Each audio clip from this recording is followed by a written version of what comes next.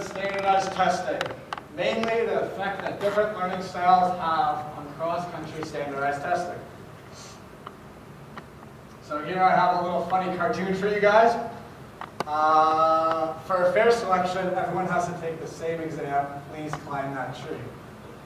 Elephant, not going to be that good at climbing the tree. Goldfish, not going to be that good either. So in a way, you can look at standardized testing the same way. Some students are elephants, some students are goldfish, some students are monkeys, right? So we can't base it all on the same assumption. So why is standardized testing an issue? Students, just as animals, are different in their abilities. Certain students have learning styles that they perform well with, and learning styles that they do not perform well at. So what learning style are you? I'm going to go through the 7 different types of learning styles and how they pertain to each individual student. So first is visual learner. A visual learner prefers using pictures or images to learn. An example of this would be a student who prefers to look at graphs or charts to encourage analytical thinking. So maybe they don't understand that 2 plus 2 equals 4, but maybe if we show them a picture of 2 pies plus 2 pies and then a picture of 4 pies, they would understand it better. An oral learner prefers listening to someone talk to learn. They oftentimes learn best if teachers explain the lesson and usually do not need verbal cues to understand the content. They usually will not be talking that much in class. They prefer just to listen. They'll usually be the quiet learner at the back who's getting the good grades. They're the oral learner. Now the verbal learner is the exact opposite of the oral learner. Verbal learner prefers in-class conversation to learn effectively. So they prefer talking back and forth with their peers, talking back and forth with their teacher to effectively learn. By conversing back and forth, they better grasp the content of the lesson. So next is the physical learner. A physical learner is often referred to as a hands-on learner.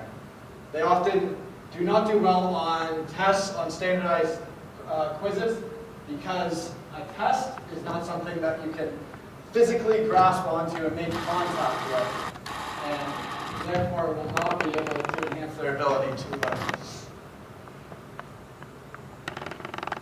Next is a solitary learner. A solitary learner learns best when they are by themselves.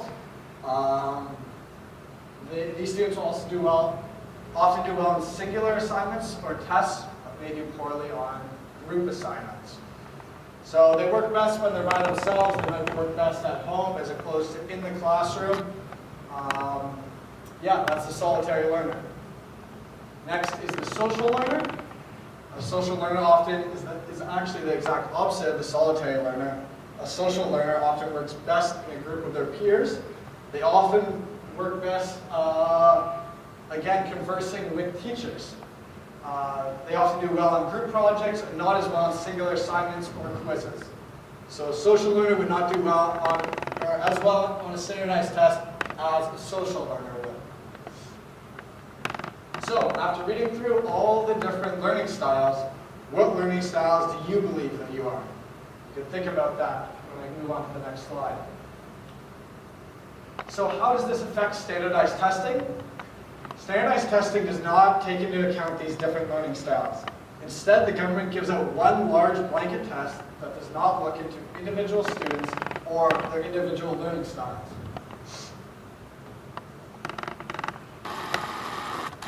So barriers to resolution. Why do you think we cannot escape standardized testing? Why do you think it is still a thing within the classroom, within the school board? With that in mind, class, I'd like for you to go to Open Newsella as our activity. Search for the article, How Much Student Testing is Too Much. Select the reading level that suits your abilities. Newsella has different reading levels for different abilities.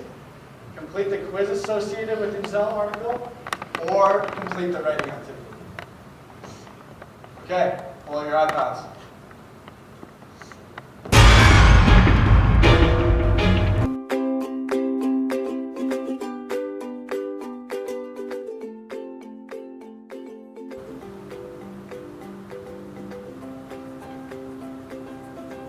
How much student testing is too much? If it's springtime, it must be standardized testing time in schools across the country. Oh, there's some tough words in there.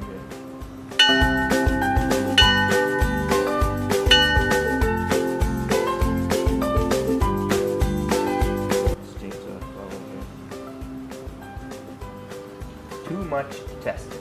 More parents say it's a problem. It's testing time in schools all over the country. Experts say that students are taking more tests than ever.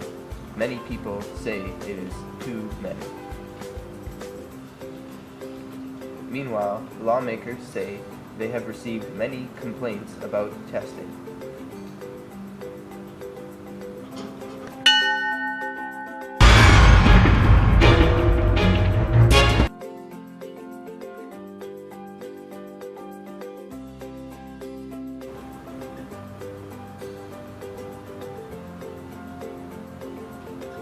Too much testing, more parents say it's a problem. There's time, schools all over the country. Experts say that students are taking more tests than ever. Many people say it's too many. Meanwhile, lawmakers say they receive many complaints about testing. This is a bit too easy for me.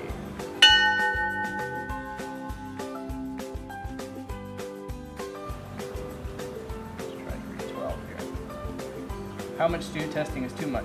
If it's springtime, it must be standardized testing time in schools across the country. It's also when the debate over whether students are inundated with too many tests becomes hot. Experts say testing is up. Parents who want their children to skip the tests say their ranking are getting lower. Lawmakers say they're hearing a loud message about too much unnecessary testing. A bipartisan agreement in the Senate on its update of the education bill might reduce the pressure to test. It states not cool.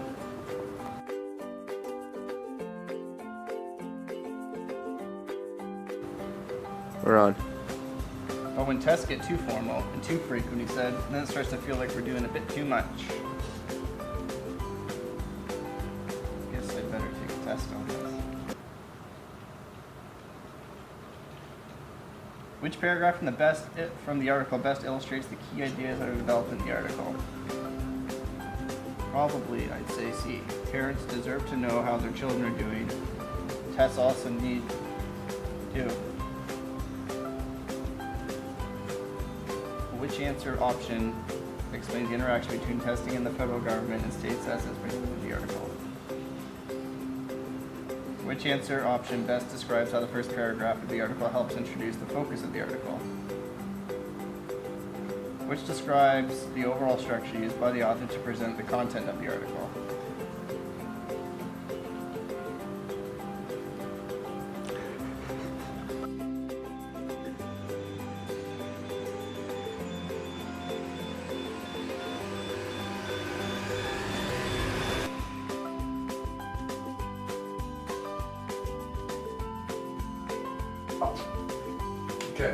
Okay, students, now here we have a question about adding fractions.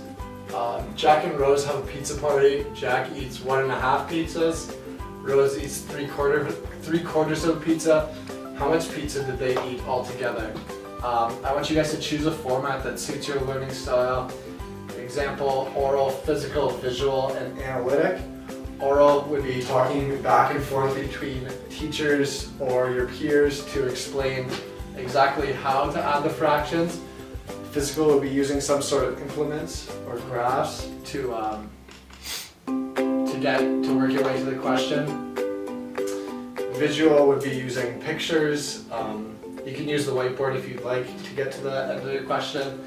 And analytical would be adding the fractions and finding the lowest common denominator. So I'd like you guys to do that now.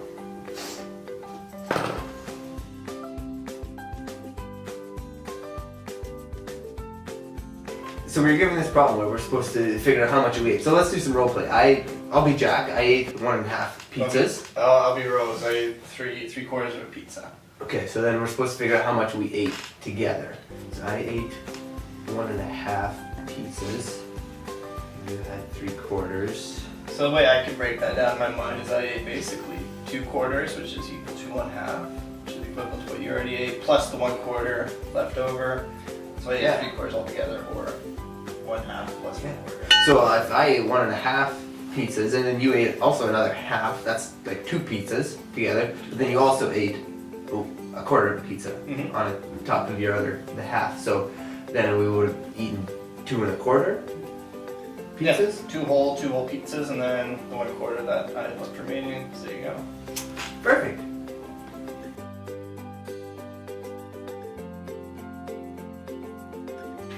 Okay, so Jack and Rose ate pizza. Jack had 1.5 pizzas and Rose had 3/4. Let's use these manipulatives. So Jack had full pizza plus a half, which is like 50 cents for money, and Rose had 3/4, which is like 75 cents. So then if they ate that together, we can combine it, and I see that I know that 4/4 is the same as $1, so that's like a full pizza. So then we're left with 2 1/4 pizzas eaten by Jack and Rose.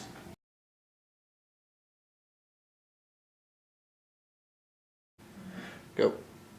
Jack eats 1.5 pizzas. Rose eats 3/4 of pizza. So we need to add that up. How much do they eat together? So Jack eats 1.5, and we know from fractions that 1.5. This is a mixed fraction, so we can make that an improper fraction, which is 3/2, and so that's for Jack. And Rose eats 3/4 of a pizza. But so we want to, if we were going to add these two fractions, we want to have the same common denominator. And so we're going to change this fraction into quarters, so parts, quarters of a whole. So then to do that, we're going to multiply the top by 2 and the bottom also by 2, which is essentially multiplying it by 1. That gives us 6/4. And then we can add the two fractions together now that they have the same common denominator. To do that, we add the top pieces, which is 9/4. And because we know that there are 4 pieces in a whole one, there are 4, 8, and then the 9th piece. So we have 2 whole pizzas and 1/4, because this is the same as like 8/4 plus 1/4. So together they ate 2 1/4 pizzas.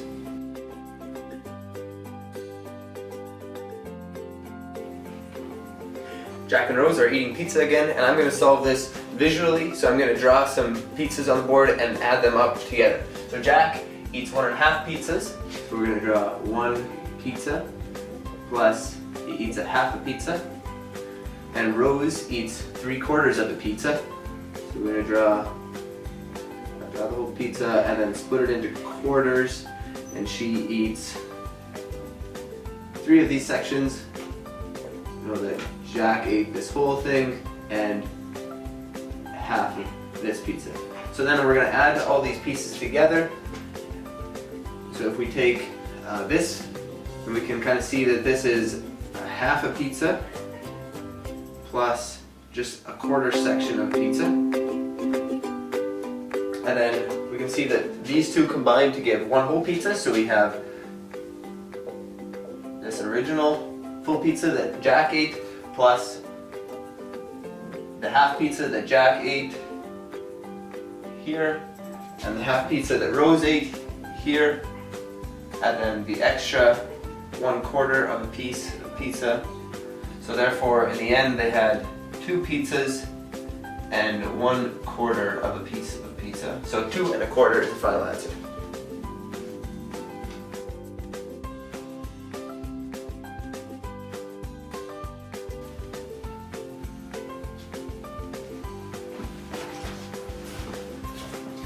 So we know that standardized testing is a problem for the education system, and so we're going to talk just a little bit about why it's an issue.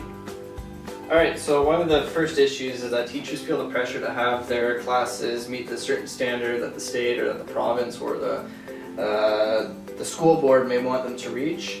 And so what that ends up sometimes doing is they end up putting all their students in this cookie cutter mold to try and get them to solve problems only one way and one way that works. And it actually ends up limiting a bunch of the students who may not work well in the analytical or whatever mindset the teacher is trying to convey to the students.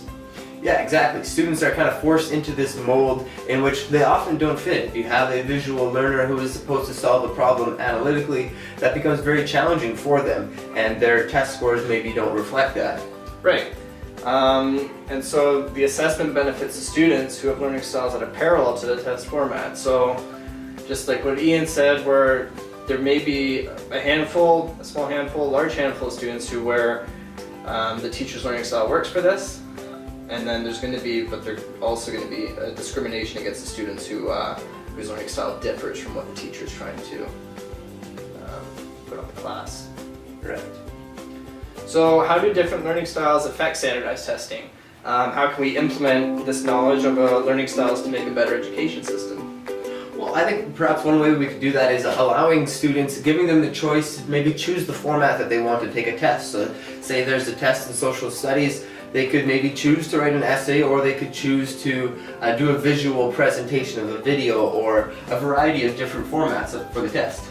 Right, and then giving students this option allows them to get better at the strengths of what they're learning, lets them grow better as a learner, and it challenges them to get a much better product. If they're allowed to excel at the one thing that they're really good at learning, they can get really good marks in that. That's not to say that they shouldn't be challenged to not learn in any other style. I think those options should also be there for the student, because it's not really good to pigeonhole anyone into one certain learning style, and it is important that they have options of other learning styles. Right, yeah, and that kind of gives students a little bit of control over their education, and by doing this you give them